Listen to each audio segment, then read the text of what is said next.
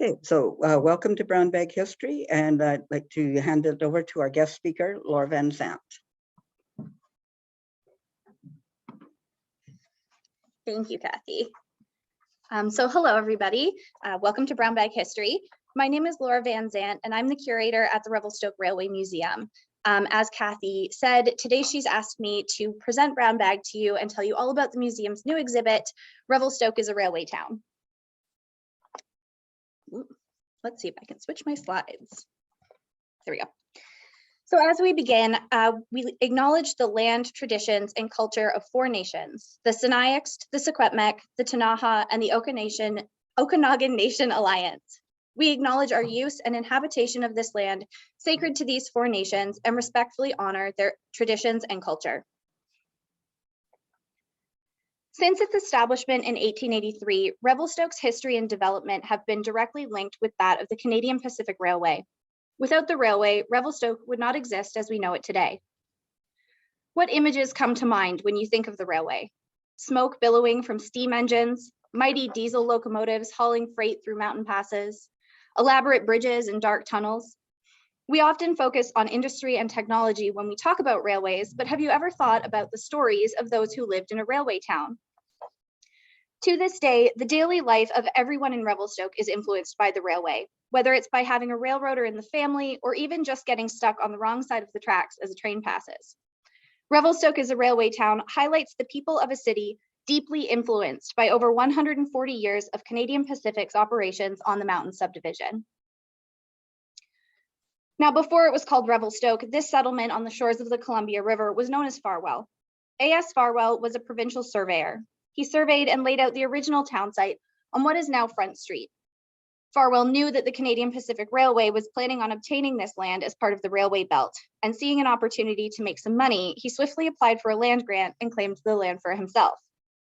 The CPR was obviously furious about this, and instead of buying the land from Farwell as he had hoped, they decided to build around his land instead. The company changed the location of their station, building on Track Street rather than at the river crossing as they had originally planned.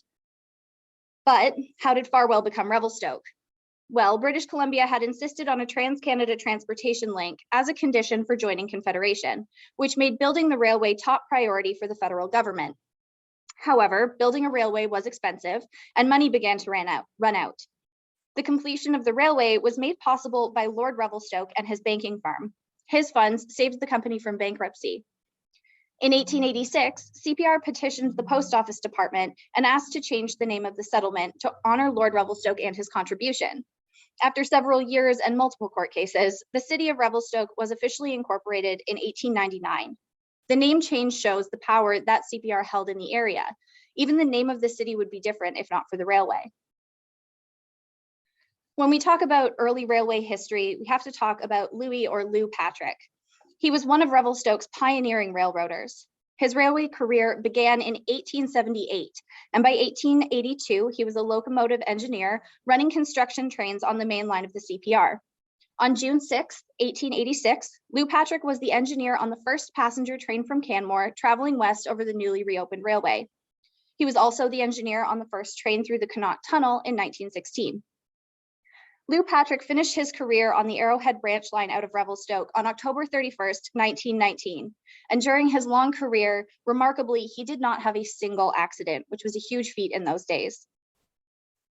Now, everyone in Revelstoke knew Lou Patrick and they knew the sound of his train whistle. In those days, many engineers were assigned to a specific locomotive, and Lou Patrick's engine had a very distinctive whistle. As his train pulled into the station, he would sound the whistle, giving his wife Minnie just enough time to get dinner on the table before he returned home. Now, the whistle went missing once. It was someone's idea of a prank. And needless to say, Lou Patrick did not find it funny. When it was returned, it never went missing again. Shortly after the completion of the CPR mainline, a decision was made that would change the course of Revelstoke's history. Following the construction era, the CPR was organized into 3 divisions: Eastern, Western, and Pacific. Each division was then divided into sections of various lengths. In the mountains, Canmore, Donald, and Kamloops were section headquarters. While Revelstoke was identified as an ideal place for these facilities, the land conflict with Farwell delayed their construction. Over time, the original organization of the divisions and sections changed to better suit the needs of the railway. Divisional points were consolidated at Revelstoke, Field, and Calgary. Donald lost its status, and by 1898, plans were being drawn for workshops in Revelstoke. Moving the facilities to Revelstoke created difficulties for railway families living in Donald. Eventually, the CPR agreed that any employees who owned lots in Donald would receive an equal-sized area in Revelstoke if they wanted to relocate, and their belongings would be moved for free. Many employees jumped on this offer. Despite the relocation of so many men from Donald, the increased traffic at Revelstoke meant there were still plenty of jobs to be filled. Men flocked to Revelstoke for these jobs, bringing their families with them. During the 1890s, the railway was experiencing an unprecedented period of prosperity, and as a result, industry and prosperity came to formerly small Western railway towns like Revelstoke. As Revelstoke grew, its industries diversified. The Frasers were the first family to establish a farm in Revelstoke.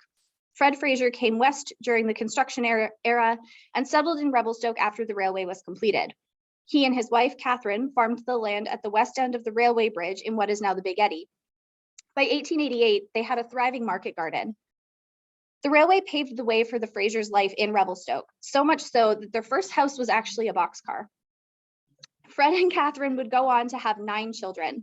Catherine took on most of the farm work and operated the dairy and market garden, and Fred worked for the CPR in bridge construction until 1896 when he began a new career with the government.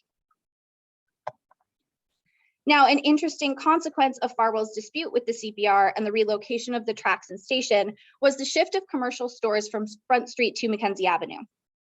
In the town's early years, merchants would meet trains at the station to collect their wares, load them onto a cart or wagon, and haul everything back to their shops on Front Street. The distance seems short today, but at the time it meant more work for the merchants. The longer distance and increased effort was also more costly for them. Over time, merchants began to move their shops so that they were closer to the station. One man who established his business near the railway station was C.B. Hume. C.B. Hume came to Revelstoke in 1889 to work at a store run by his cousin, Fred. When Fred moved to Nelson, C.B. Hume took over his business. Fred's store was originally established on the riverside of Front Street. In 1892, C.B. Hume built a new store on the road to the railway station, right across the tracks from Mackenzie Avenue near the emerging downtown. In 1903, he built a department store at the corner of Mackenzie Avenue and First Street, and by 1910, it was the largest store in the interior of the province. C.B. Hume also had a warehouse on Campbell Avenue at 2nd Street along the spur line. C.B. Hume continued to run his store until his retirement in the 1930s. He also had branch stores located at Arrowhead, Beaton, and Trout Lake, all of which were supplied with goods thanks to the railway. As a railway town, Revelstoke lived and breathed to the rhythm of the railway. Railroaders lived by their timepieces, which were carefully programmed by the local jeweler to match the railway's highly regimented timekeeping. If a railway employee forgot their watch or did not complete the regular timepiece inspections, they were subject to disciplinary action. This dependence on timekeeping and consistency impacted the day-to-day operations of a railway town. Business and family life were centered around railway operations, regardless of whether or not you were a Canadian Pacific employee. A simplified version of the local timetable was published in every edition of the local newspaper so that locals would know train arrivals, departures, and destinations. Inbound trains signaled the arrival of goods in town, from groceries to farming supplies and everything in between. If you were a farmer or business person, you also needed to know when the train was departing in order to get your goods to the station before it left.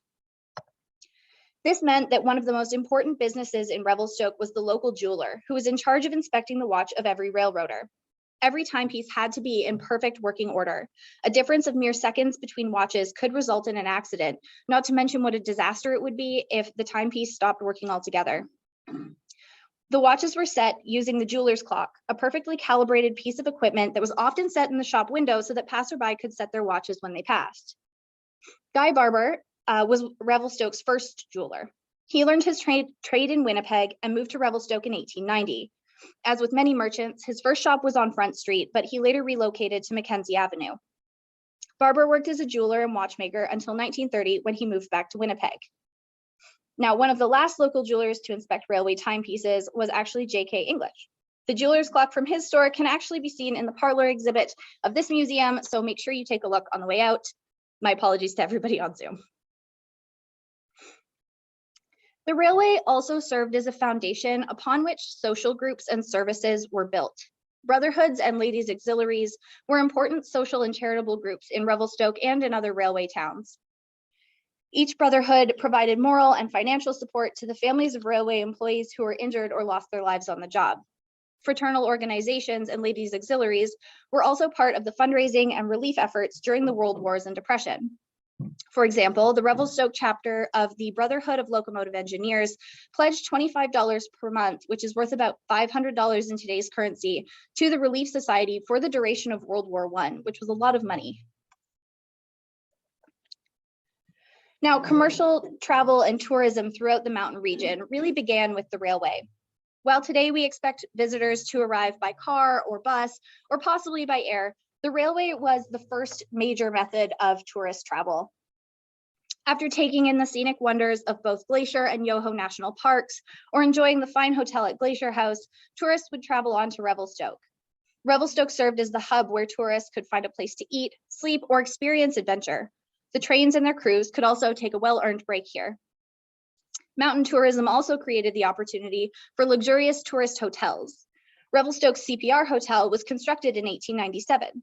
It provided an upscale experience for travelers and boasted electric lighting, hot and cold running water, and bathtubs. The building had a bar room, dining room, barber shop, hall, and ladies' parlor, all of the amenities. The first proprietor of the Revelstoke CPR Hotel was H.A. Purley. He had previously worked at Alberta House and Glacier House and had experience running luxury tourist hotels. When the hotel first opened on July 26, 1897, the rooms were finished in oak and boasted luxurious hair mattresses and Brussels carpets. Guests at the opening dinner included the superintendent of dining car service and several other prominent CPR employees. And the group was serenaded by the Revelstoke Brass Band. Now, if you don't mind, I'd really like to go on a brief tangent here and return to one phrase in the description of the CPR hotel, where they say that it had luxurious hair mattresses. I'll be honest, when I was doing research for this exhibit, I had no idea what that meant. So I looked it up and it's exactly what it sounds like, a mattress made of hair, specifically from a cow or sometimes a horse.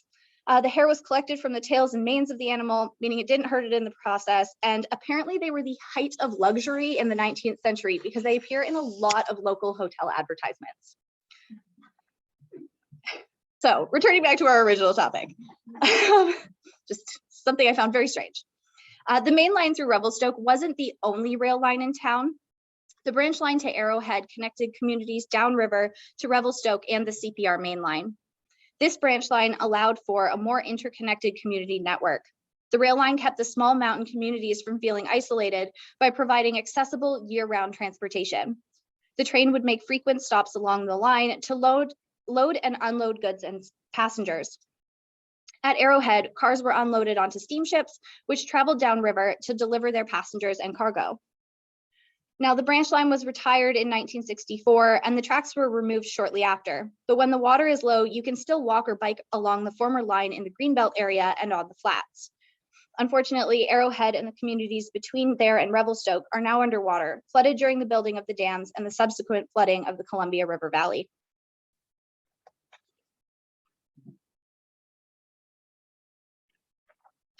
The railway also made Revelstoke a frequent stop on royal tours. While passenger trains were the main source of tourism, they were also the only way for royals to travel quickly and securely across Canada. Because of its ties to Britain, Canada was a frequent destination for royal tours. The many photos from these tours highlight the luxury of royal train travel. For some visits, entire trains were repainted and re-outfitted.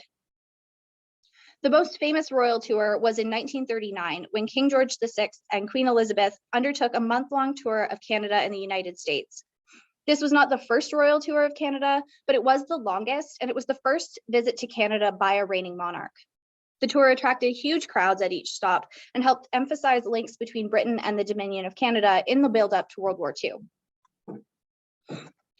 As a divisional point, Revelstoke had an important role in both World Wars. The railways were thoroughfares on which troops, supplies, and information traveled. Revelstoke was one of the many stops on this network. In addition, during World War II, the Ogden shops in Calgary were converted to manufacture artillery. This meant that Revelstoke shops had to take on more locomotive repairs. During World War II, women's labor was essential to keeping railway operations running, and many local women stepped up. In Revelstoke, one of these women was Victoria Marino, who is on the right side of this photo. Victoria worked on the CPR Extra Gang from April 1942 until December 1948. In the summer, the Extra Gang worked from 7 a.m. to 8 p.m. for 35 cents an hour. In the winter, the hours were a little shorter, from 7 a.m. to 4 p.m. The Extra Gang's work was physically taxing and the days were long. Their tasks included putting 400-pound blocks of ice into the cooling systems of passenger and sleeping cars, cleaning refrigerator cars, tamping ties, cutting weeds, and shoveling snow. Now, while doing research for this exhibit, I spent a lot of time going through newspapers, and during both World Wars, there was a lot of discussion about oil shortages and how wartime oil shortages could impact railway operations. Apparently, there were extensive discussions about whether the railway should convert oil-burning engines back to coal burning. Ultimately, no engines in Revelstoke ended up being converted. However, the topic was covered widely in the local newspaper, as it would have been a big deal for a railway hub as busy and important as Revelstoke. The transition from steam to diesel had a huge impact on Revelstoke. This sort of began after World War II. In Canada, the transition from steam to diesel began in the 1930s, and the CPR acquired its first diesel-electric locomotive in 1937 for yard service, but the conversion from steam to diesel on the main line didn't begin in earnest until the 1940s. The new diesel-electric locomotives had many advantages. They were more fuel efficient, less expensive to operate, and less labor-intensive than steam locomotives. Although they were individually less powerful than the largest steam locomotives, diesel locomotives could be coupled together as multiple units controlled by a single engineer. Coupled this way, diesels could provide more power than steam locomotives. They could also go for longer distances before requiring servicing. This meant railways were able to increase the amount of tonnage they carried. Locomotive number 7001 was the first diesel-electric locomotive to travel across CPR's mountain subdivision. The FP7 test unit was built by the Electromotive Division of General Motors in LaGrange, Illinois. It was painted in the EMD blue color scheme and sported the GM logo on its nose. The distinct color scheme gave it the nickname Blue Boy. This demonstrator was composed of a streamlined FP7A unit with a cab and two cabless FP7B units. Each provided 1,500 horsepower and was designed for maximum versatility, making the locomotive equally capable for use in freight and in passenger service. Now, the biggest and best steam locomotives were assigned to the mountain subdivision, where steep grades required the most power. However, helper locomotives were still needed in the most difficult areas. When Blue Boy tackled the mountain grades from Calgary to Revelstoke with no assistance, it signaled the beginning of a new era. As I was doing research on this locomotive, I found out that not only does it still exist, but it's still in operation. After being tested on the CPR main line, Blue Boy was reassigned to the Sioux line and renumbered. It pulled passenger trains until 1960, when it was switched to freight service.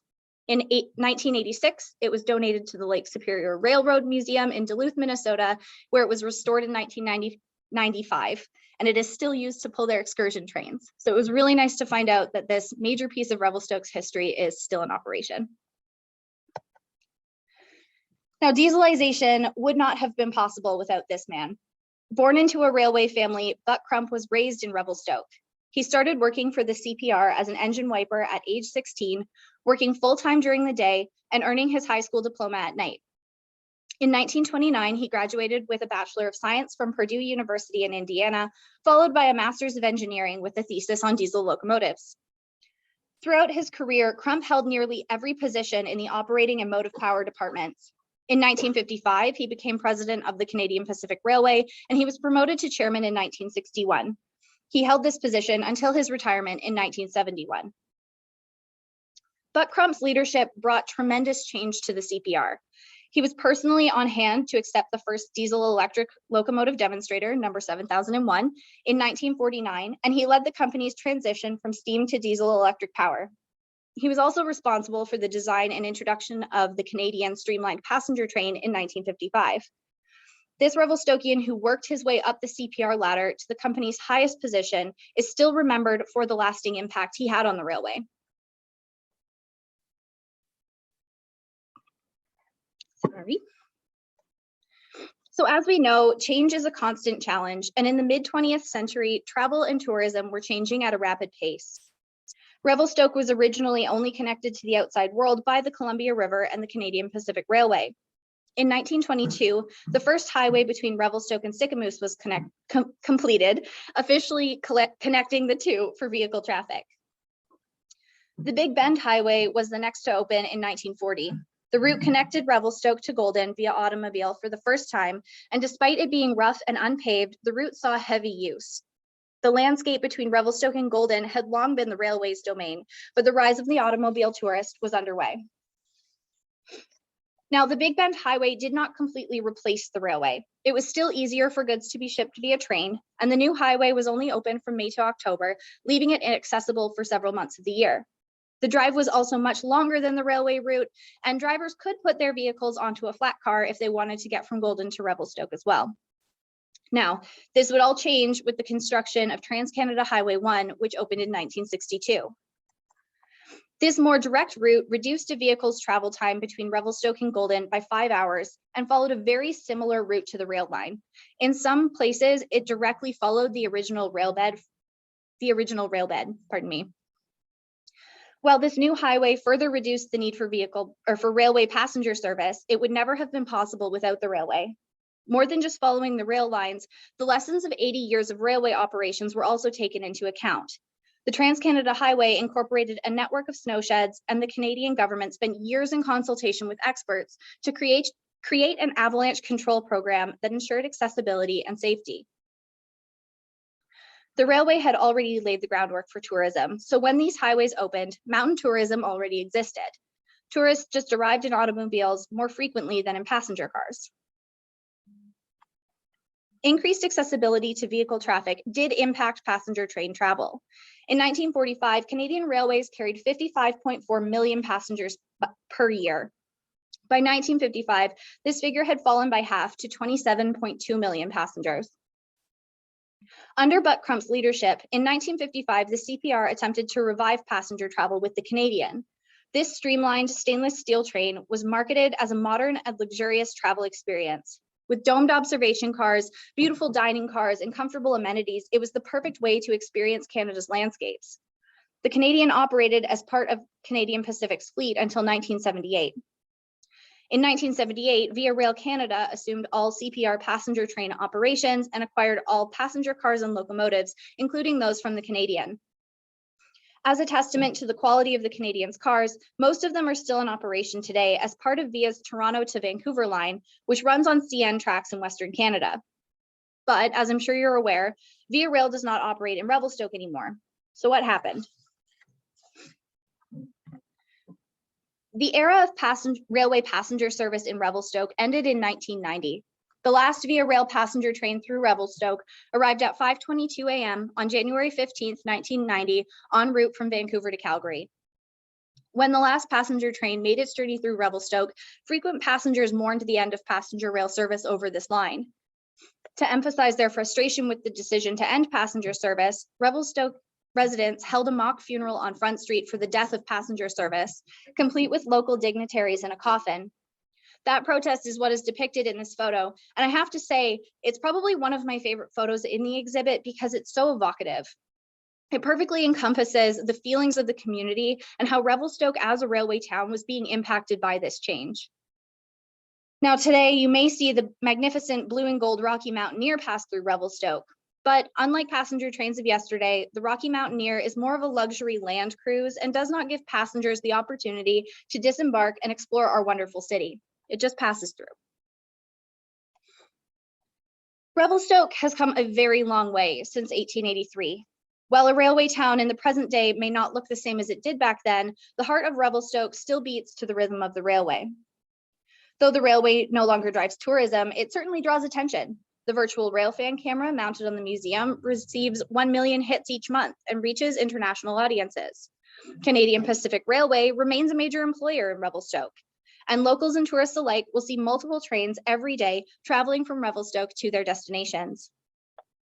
Despite challenges and change, Revelstoke has persevered and remained a hub of community, tourism, and economy.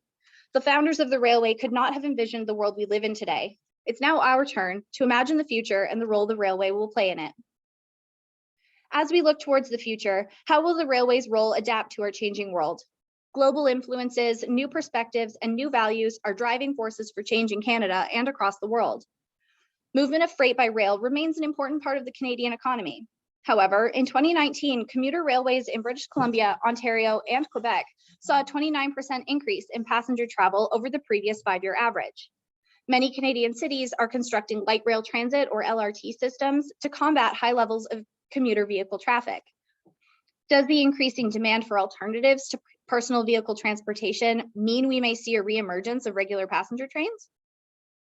With the advent of new technologies and an emerging focus on environmentalism, there's also an opportunity for change in the transportation sector. The future of the railway may not be diesel powered, especially as we see a rise in popularity of electric vehicles. Electric trains operate in many other countries. Why not here? Our collective understanding of the impacts and consequences of the railway continues to evolve as well. The social impact of the railway in Canada is being more critically evaluated through the lens of truth and reconciliation. At the Revelstoke Railway Museum, we're working hard to more fully understand the role of the railway in the colonization of Canada and ensuring these narratives are included as we interpret and share Canadian railway history. Generational change brings with it a shift in what the railway means to people. Younger generations who lack nostalgia for the railway will focus on imagining not what the railway did, but what it can do. What role will the railway play in our future? How will it change and adapt as the needs of Canadians evolve? What role do Canadian railways have in a globalized society? Only time will tell, but one thing is certain: Revelstoke, in some way, will always be a railway town. Thank you all for coming today, and thank you, Kathy, for letting me present Brown Bag. I hope everyone will come and see the exhibit when it opens. There's a lot more content that I obviously could not fit into this presentation. The exhibit will officially be open on May 1st. Thank you.